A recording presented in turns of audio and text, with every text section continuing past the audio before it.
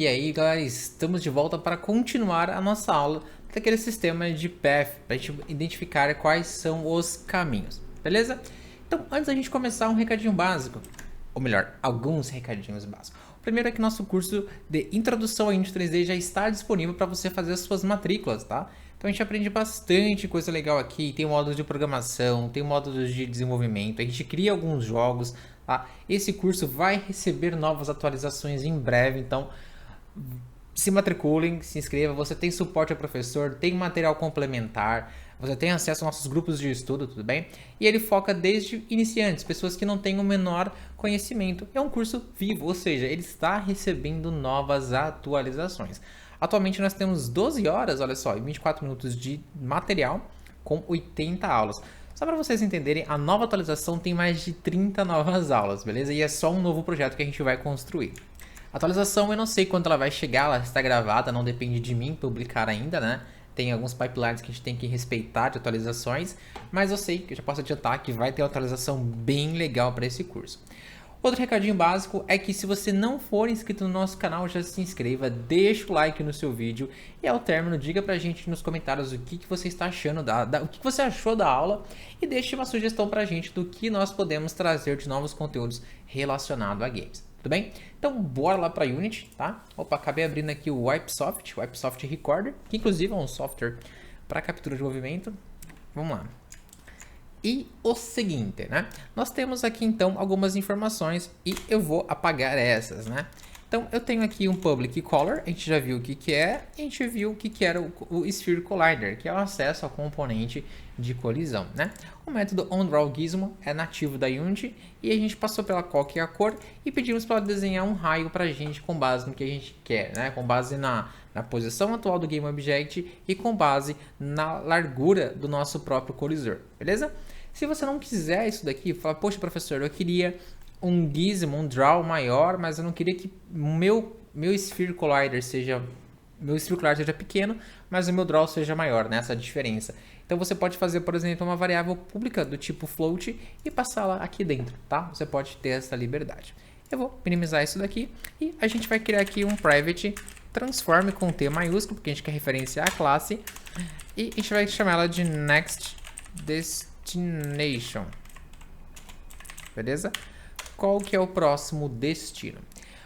E como que eu vou conseguir acessar esse cara se ele é privado, tá? Aqui no Visual Studio, não é VS Code, é Visual Studio, eu vou apertar a tecla Ctrl RE e vai gerar para mim os Gather e os Setters, tá? Um dos princípios da orientação a objeto é que a gente tenha ali o encapsulamento, que é os atributos da nossa classe, elas sejam privados e a gente cria ali métodos setters ou getters para definir essa nossa acesso à visibilidade, né? Aqui a gente não tem nenhuma regra, tá? Então a gente pega esse cara e define ele aqui, tá bom? Então essa é a marcação, caso você não tenha um atalho, que a gente vai escrever, né? Então public transform next destination get retorna isso e o set define isso com base no valor que foi passado. A gente vai ver que é bem simples de trabalhar com isso, beleza? E o seguinte, galera, a gente tem então um mecanismo que informa todo o caminho que a gente precisa percorrer, né? E ele tem aqui basicamente aquele nosso componente, né? O transform, que é o next destination. Então, quando eu colidir com esse cara, eu preciso saber quem que é o próximo. Então, eu poderia ter o método setDestination e getDestination. Por isso que a gente manteve esse cara, né? E olha só, quem vai fazer esse gerenciamento de próximo ou não, não vai ser eles. Cada um deles aqui, eles estão totalmente coesos. Eles estão totalmente independentes, eles não dependem de ninguém. Quem vai trabalhar em cima deles é um outro script que a gente vai chamar de Path Controller, que é o nosso controlador, beleza? E aqui vai ser o seguinte, galera, ó, vamos lá então, Path Controller. Eu posso deletar o update, tá? E a regra aqui vai ser o seguinte, ó, eu vou até definir aqui para ser no awake, tá? O awake roda antes de todos os scripts start. Então, numa hierarquia, enquanto um awake não for carregado, os próximos starts não são inicializados. E quando eu digo próximo starts, é de todos os scripts starts rodando na cena. Então, vamos lá, awake. Eu preciso definir para esse cara aqui uma única coisa. Public transform parent path. Quem que é o pai do parentesco, tá? Se esse cara aqui não tiver nada definido, vamos fazer uma garantia aqui. Então, se não tiver nada definido para ele, então ele vai tentar pegar ele mesmo, tá? Então, this.gameObject.transform, tá? Eu vou deixar assim, poderia colocar só o this ali, tá? Acho que já ia funcionar o this.transform, só confirmar.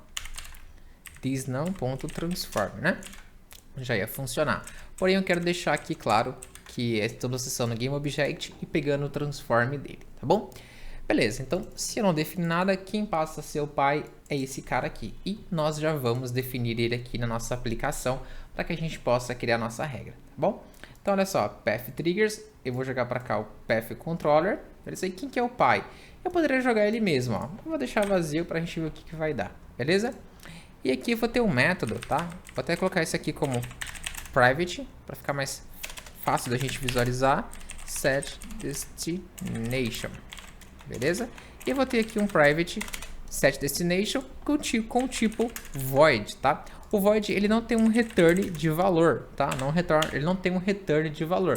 Porém, ainda assim ele tem um return, tá bom? Então, o void ele tem return, mas ele não devolve um valor, ele encerra a operação. Temos que tomar cuidado com essa informação. E galera, seguinte, ó. Aqui dentro eu quero saber quantos caras tem ali, tá? Então vamos lá, print parentPath.child count. Deixa eu só verificar aqui. Get child count, né? Quantos filhos nós temos? Deixa eu ver qual que é aqui. Na verdade não é esse método. Child get child é o método .count. Deixa eu ver. Child count. Na verdade esse cara já é uma propriedade, né? Isso. Vamos ver quantos tem, né? A gente sabe que nós temos 8. Então, tem que retornar pra gente 8 ali, tá bom? Tem um método que a gente consegue pegar todos os filhos, mas ele acaba incluindo o pai ali, e isso pode gerar alguns problemas. Então, a gente vai fazer de uma forma mais eficiente, tá bem? Dá um play aqui, esperar ele computar e vamos ver quanto que vai aparecer, né? E, na verdade, não vai aparecer porque aqui no awake eu não chamei ele, ó. Tem que chamar o script, Dr. Gunnar, senão não vai funcionar. Bora aqui então para nossa Unity mais uma vez. Eu vou dar um play. Vamos lá, play. E retornou 8. Olha só que legal. Então ele conseguiu acessar os meus 8 filhos, tá? Eu poderia deixar isso uma variável pública para a gente definir o caminho, cada um deles. Só que tornar muito maçante o nosso trabalho, né? Galera, o que a gente vai fazer agora? Eu preciso acessar cada um desses caras, pegar o GameObject dele e falar quem que é o próximo. Então, como que vai ser o rodízio aqui, né? Primeira coisa que a gente vai fazer é o seguinte, ó. Eu vou fazer um for, tá? Eu não vou usar um for each porque eu quero pegar o valor, o número que eu vou precisar dele, tá bom? Então, a gente vai usar aqui, então, um int i recebendo 0, beleza? Deixa eu só apagar isso daqui. Int recebe 0. Até que i for menor que, deixa eu pegar aqui, parentPath, deixa eu pegar na verdade uma outra informação, cadê você? O parentPath.child count, beleza? E para cada nova iteração, nós temos um novo incremento, tá? Não é interação, eles não estão interagindo, tá bom, galera? Importante essa nomenclatura. Nós não estamos interando, tá? Interação, não é interação. O nome correto para cada loop é iteração, tá bom? Vamos lá. Então, mais uma vez aqui, dando um conceito para vocês, né? O que eu vou fazer, ó? Eu vou pegar aqui, então, parentPath.getChild. E eu passo a posição que eu quero na posição i, ponto name. Deixa eu só ver se eu vou conseguir acessar o name aqui. Deixa eu ver qual que é o problema. GetChild. Na verdade, é um método, na verdade, não é um array. Ele pede qual que é o índice que eu quero do filho. Ponto name. Deixa eu ver se eu vou ter o name aqui. Tem. Que vai receber o nome de path. Vou colocar aqui um string, dot format, na verdade, né? Um string, dot format. Strings não são mutáveis, é custoso para o processador você ter isso daqui, ó, né? Isso daqui é muito custoso para o processador quando a gente tem que concatenar. Então a gente usa o string format, que ele já cria uma nova string ali, e a gente tem a customização no processamento. Isso aqui nem é da Unity, tá? Isso aqui é do C Sharp, programação ali do nosso hardware, tá bom? Perdão, programação da nossa aplicação, que é lido e interpretado pelo nosso hardware, no caso, o processador. Então, é o seguinte, ó, string.format, a gente vai passar aqui, então, path-t, traço, é o que a gente já tem ali, e eu vou colocar aqui chaves 0. Então, vírgula, o que tem na posição 0? E mais 1, tá? Simples assim. Olha só o que vai acontecer, só para a gente fazer um teste debugando, tá, galera? Sem muita enrolação. Eu vou voltar aqui na minha aplicação e prestem atenção nesses nomes aqui. Eu preciso fazer esse teste para saber se está ocorrendo tudo certinho. Perceba então que agora mudou o nome. A gente conseguiu modificar esse nome. Até aqui, muito bom. O que a gente vai fazer então? Ó, eu vou pegar então o transform, tá? Transform. Eu vou chamar ele de path, que vai receber o quê? Parent path, o pai. Pega um filho, qual desses filhos que você quer, tá? Então peguei esse cara. Beleza, ponto e vírgula. E aqui eu acesso o path, ó. Beleza? Então a gente tem acesso a ele aqui e agora a gente define o nome dele aqui embaixo, beleza? Legal, até aqui tudo bem, galera. O que a gente precisa fazer agora? Eu preciso acessar cada um desses caras, acessar o componente dele e dizer quem é o próximo. Então vamos lá. Bem, fiz alguns ajustes aqui para a gente entender melhor. Deixei pronto para a gente ganhar tempo, tá? Vamos lá. Então a gente percorre essa nossa lista de elementos, tá? E olha só aqui, galera, que legal. Então eu deixei aqui um comentário. Então i recebe 0 até que for menor que 8. Atualmente nós temos 8 elementos, então deixei isso daqui. E esse i mais nada mais é do que i recebe o que ele já tem mais 1, beleza? Aqui então a gente tem uma variável transform, tá? Melhor, uma variável path do tipo transform, que a gente pega o elemento atual que a gente está percorrendo. E aqui tem uma ideia bem legal, tá? Quando a gente está testando, né? A gente precisa entender alguns pontos. Então eu coloquei um print aqui e outro print aqui, beleza? Pra gente, eu vou rodar daqui a pouco, aguentar ele tá compilando, foi. E olha só, galera, eu vou dar um play aqui pra gente entender visualmente antes de eu ir lá pro script, tá? Então, a gente percorre todos os elementos, ó, tá? De 0 a 7 nós temos 8 elementos. Então, ele percorreu todos os 8 elementos e uma única vez ele chegou no final, tá? Onde está aqui. Olha só que interessante. Ele chegou no último ponto depois que ele deu 7. E olha só, aqui na nossa hierarquia, a gente tem uma marcação. Então, o 0 vai olhar para o 1, o 1 vai olhar para o 2 vai olhar para o 3 e assim subsequentemente, tá?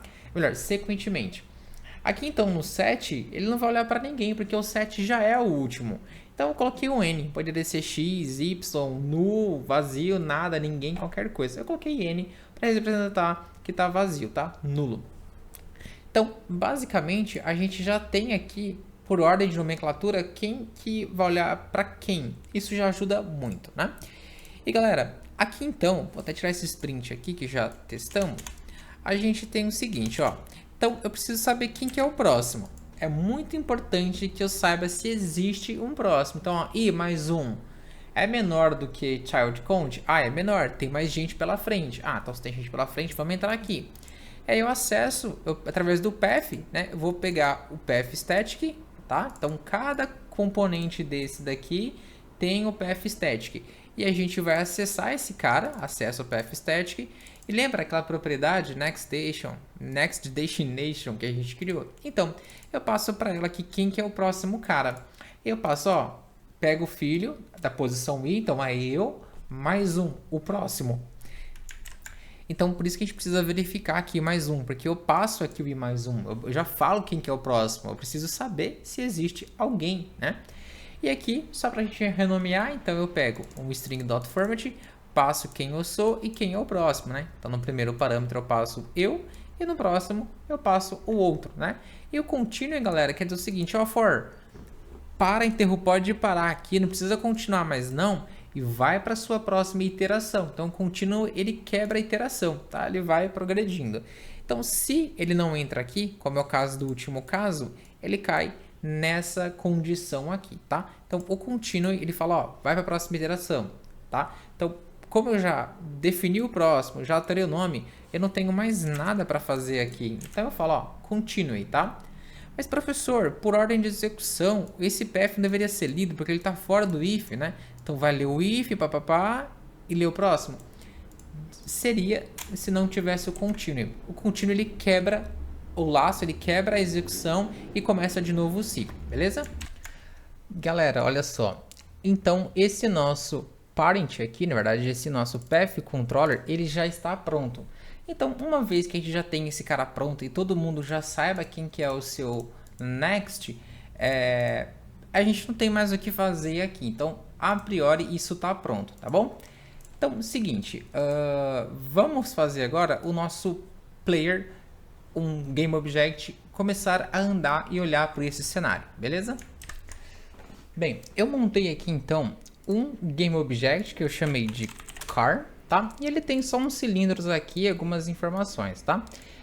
Eu acho legal e importante enfatizar que ele já está olhando para frente, tá? Não teria problema se ele estivesse olhando para qualquer outro dos lados, tá? Só que assim que a gente iniciasse, ele ia fazer todo o trajeto de rotação, beleza? Então, basicamente, eu já tenho o meu carro e eu preciso deixar ele exatamente em cima do ponto inicial, tá bom? Então, o ponto inicial meu eu preciso de, sei lá, não pode ser aqui o ponto inicial, tem que ser em um outro lugar. Então, defina um a mais, tá? Outro ponto importante é que a gente ajuste nosso Box Collider para que ele consiga, né, atingir o chão. Então eu vou trazer esse Box Collider um pouquinho para baixo, tá? Vou vir aqui em Car, Box Collider e vou fazer esse meu Box Collider atingir o chão. É muito ruinzinho de ver isso daqui, tá? Deixa eu vir aqui em Front, deixa eu chumbar ele aqui, legal? Nem é bem o chão, tá, galera? Pegar bem as rodinhas aqui, ó, beleza? Isso aqui tá legal. Só para se a gente colocar um corpo físico, ele não cair aqui, tá? Essa é a ideia. E eu vou colocar de fato aqui um corpo físico para ele, um rigid body. Aqui em constraint eu vou travar para que ele não rotacione. Não tem um porquê ele rotacionar, não tem curva, né? Para ele poder cair, deslizar. Então, basicamente, o meu car está pronto, galera. Beleza? Então, na próxima aula, a gente vai ver como nós conseguimos, então, fazer com que esse caminho, que esse carrinho, acompanhe todo o trajeto que a gente criou.